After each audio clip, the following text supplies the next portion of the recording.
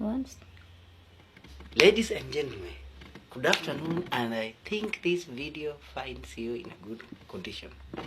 Now, there is something very important I want to say.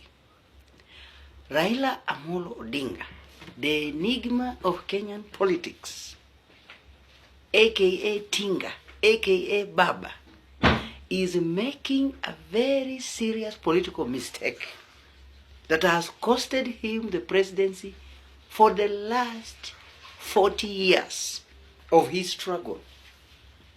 Now, this mistake comes as a result of the following. One, Raila Amolo Odinga has been a punching bag of many politicians from Mount Kenya and the Rift Valley region.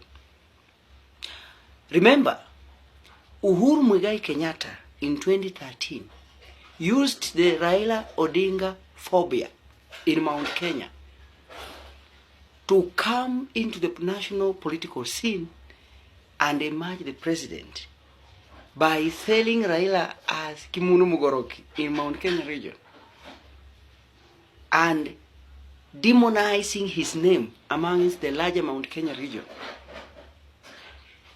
In 2018, we saw Uhuru Kenyatta using the same hatred towards Raila in Mount Kenya to galvanize his support base and clinch the presidency for the second consecutive term.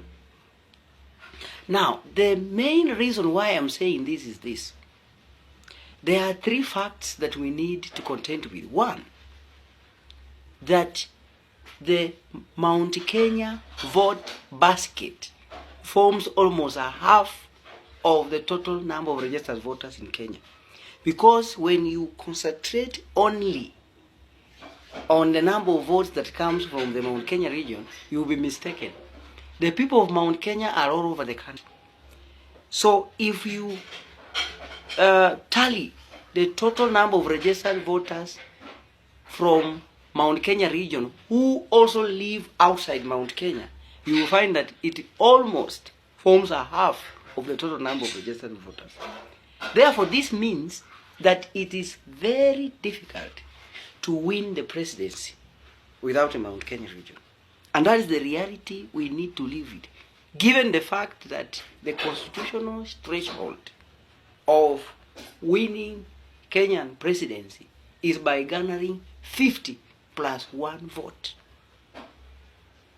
If it was simple majority like in the past, I can maybe give any chance to anybody.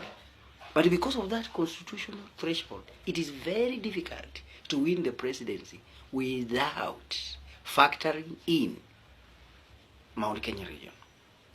Therefore, the mistake that Raila Odinga is making is by trying to make Rigathi Gachagua a subject of discussion in all his political rallies. The more he does that, the more he gives fodder to Rigathi Gachagua to continue propagating that hatred amongst Mount Kenya region. And I am even shocked of late, Raila Odinga has given Rigathi Gachagua a new nickname, that Gasiada. So whenever he goes to either Kibra or Kamkunji and threatens to take Rigathi Gachagua to ICC, the current deputy president will go to Nyeri on Sunday in the church and say, you see, hii mtu ya kitendawili niwaambia, sinaona tena nataka kunipeleka Hague. Wacha apeleke mimi ICC, mimi nakaa mtu ya kutishiwa. And that whips the emotion of the people of Mount Kenya. So the people of Mount Kenya are slowly beginning to like Rigathi Gachagua because of the political context between him and Raila Odinga that is creating. So the more he continues to isolate Rigathi Gachagua out of Kenya Kwanza as a main target, it will make Rigathi Gachagua to play that politics of Raila phobia in Mount Kenya. And going into 2027, Rigathi Gachagua will emerge even much stronger than before. My advice would have been that Raila Odinga exits the political scene and keeps quiet. That will give room for the members of Kenya Kwanza allied to President William Ruto to start rubbing shoulders with those who are running behind the deputy president. Otherwise, if you attack two snakes that are fighting, they will stop fighting and aim at you. Thank you very much for today. Click the subscription button so that when we produce more videos like this, YouTube will notify you. Thank you very much.